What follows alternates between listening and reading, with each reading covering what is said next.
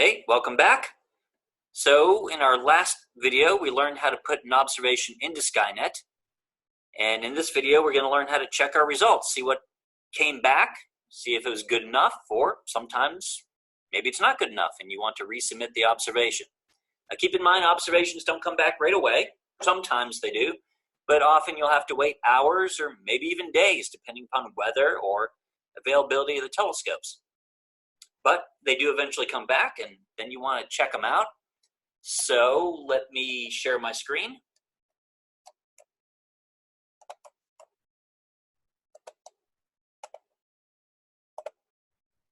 Okay, here we are back on the main Skynet page.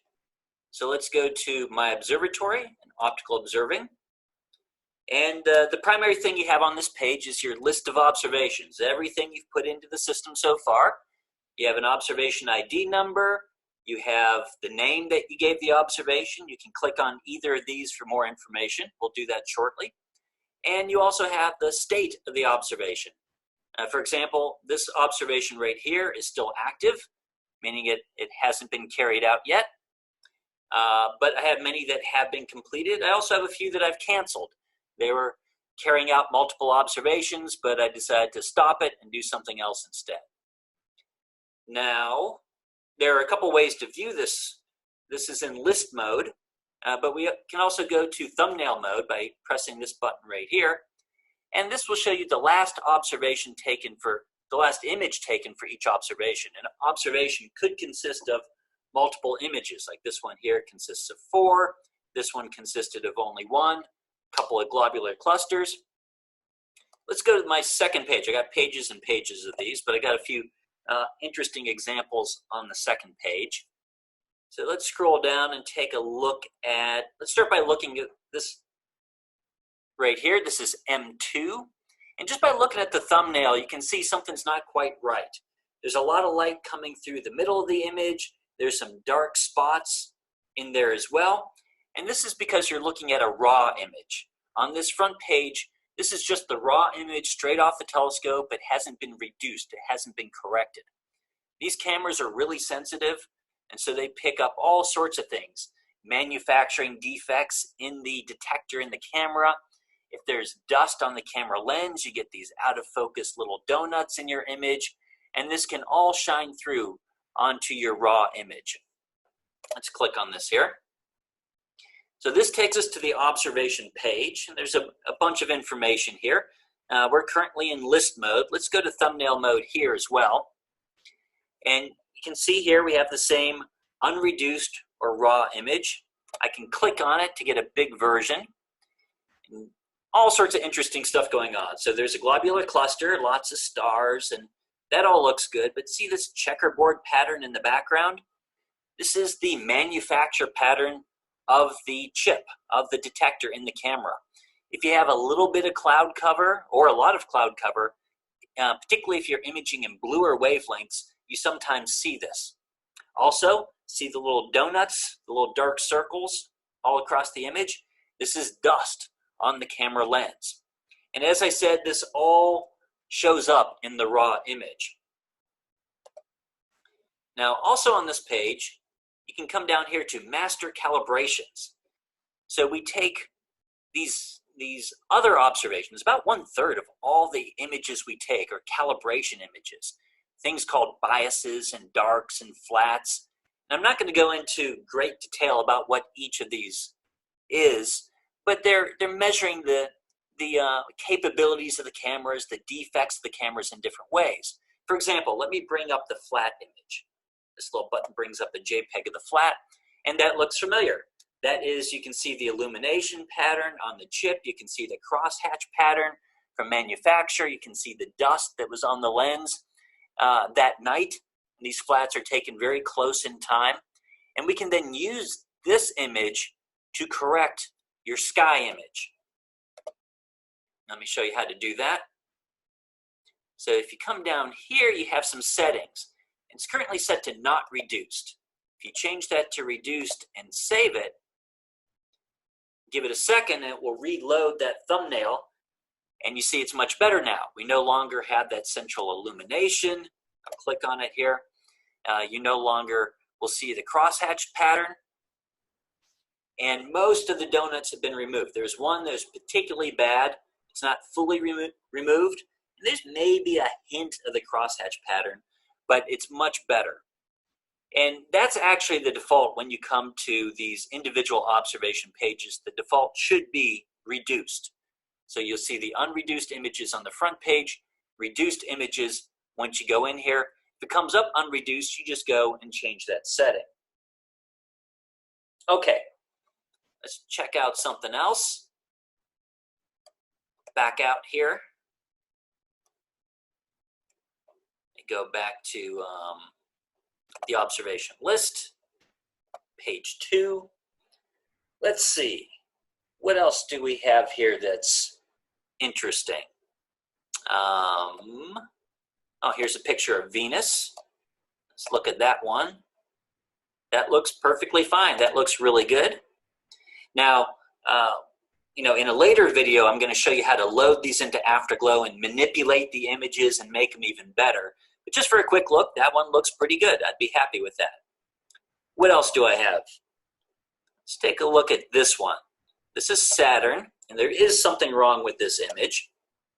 So you can see Saturn, you can see the rings, but you also see the streak running down the image. And that is telling you that we have a sticky shutter. So these cameras have shutters on them. They're iris shutters, open and close like an iris. And you know, these things for every single exposure, open, close, open, close, open, close. So this is the most likely thing to wear out. It's one of the primary moving parts. And after a while, they get a little sticky and don't close completely. And you end up with the light kind of dragging across the image. And so this is one that you may want to resubmit. Let me show you how to do that. So you just come over here and press the resubmit button, and it takes you back to the exposure page. So it's assuming you want the same target, the same filters, the same telescopes. If you want to change any of those, you can go back and change them at this point. And you know, if you want to change your exposure, you can as well. Maybe you want something a little shorter, a little bit longer, or maybe you just want to put it in again. If it's a sticky shutter, just observe it again and hope the shutter's not sticky next time. We do keep track of these things, and if we see a consistent sticky shutter problem, we'll get the shutter replaced. They're pricey. They're like $700-800 a shutter, but you know, we take care of things. And you just save and continue and resubmit the observation if you want to. Now, I'll show you something else that's wrong, but first let me bring the lab over here, because the lab has a fairly complete summary of all the different ways exposures can be wrong. So let me just walk you through that a little bit. Let's see, we're under how to check your images. So here's some things that we've already seen. I said if it's cloudy or partially cloudy, you're going to see the donuts. Again, that's dust on the camera lens out of focus. You can see the thinning or the manufacture pattern of the detector. Here's partial cloudiness, and so you can just barely see some of these donuts, but that's probably not good enough. But there are other ways that your images can be messed up as well. Here we have an example of wind pushing on the telescope, streaking out the stars, or maybe the mount's not behaving as it should. Remember, these mounts are tracking the sky, and if it's a little bit jittery, you'll get streaked stars. Here's an example. This is one of the planets kind of overexposed or scaled in a particular way so you can see its moon, and it's been shifted. It's almost off the image. So the mount was misbehaving, didn't keep it at the center or near the center. Here's another example of mount misbehavior. As I said, these mounts track the rotation of the Earth. They counteract. They're rotating at exactly the same rate as the Earth to counteract that. We call that tracking. And if the tracking, for whatever reason, turns off, the stars just streak through. Because remember, the telescope is sitting on a rotating planet. If you take a long exposure, you'll just see the stars moving through your field of view. Sometimes that happens. And here's an example where it's out of focus. The telescope, for whatever reason, is out of focus, so the stars start to look like those donuts. And we talked about this one already. If you have a sticky shutter, you get these streaks. And sometimes you can even see the shutter. There's the iris pattern. Here's another example. Someone left the lights on in the telescope. Sometimes it happens. Here we have a satellite going through the image. Not necessarily a problem. In fact, it's sometimes fun to catch a satellite. And if you have two of them there, that means you probably caught an airplane. On each wing, you have a light, and it's flying through that tiny piece of the sky that you're exposing on. And this one's kind of fun. This is a literal bug in the system. There's a bug sitting on the camera, and so we took a picture of this bug. I've only seen that happen twice. This is one of them. There's one more that I can show you. It's not in the lab manual. I'll probably add it. But let me go back out here to Optical Observing. It's on my page 2. And it's a Jupiter exposure where I overexposed. I think, let me just look a little bit farther. Nope, that was probably it. So let's take a peek at this here. And this was a whole bunch of Jupiter images. Some I'm using the U-band filter, doing different length exposures, some B-band, some V-band. So I did U, B, and V, and I did 0.3 second and 0.1 second. Just trying different things. U doesn't let a lot of light through, and remember, Jupiter's really bright, so you don't want to let a lot of light through. A U-band filter is good, a short exposure is good, and that's a pretty good picture of Jupiter. Now, if I come on down here, the last one, V-band, that lets a lot of light through. Doing a 0.1 second exposure. So this is an example of overexposing. I've let too much light through the system. And so you can see it's kind of bleeding in the upwards direction. And sometimes if you really overexpose, it can really get elongated. And so, you know, I overdid it here. I may want to go back and resubmit that particular exposure, but I'm not going to because I have other ones in this observation that were good. Now let me show you one last thing. Down here in settings, you learn that you can switch from reduced to unreduced to the raw. There's also a scaling, a brightness and contrast scaling, and we'll learn more about this when we open these images in Afterglow and can really manipulate them. But here we're looking at a planet, and maybe we want to know if we caught any moons. And so you can scale it to look at just the bright thing, like the planet, or you can scale to low and really emphasize the faint things in the image, and you have some settings in between as well. So I'm going to set that to low and save it. It'll take a second. It has to reload all the thumbnails. You can see in the shorter exposures, they're a little bit noisier, but as I do longer exposures, higher signal to noise, though of course if you go too long you saturate. Let's load one of these here.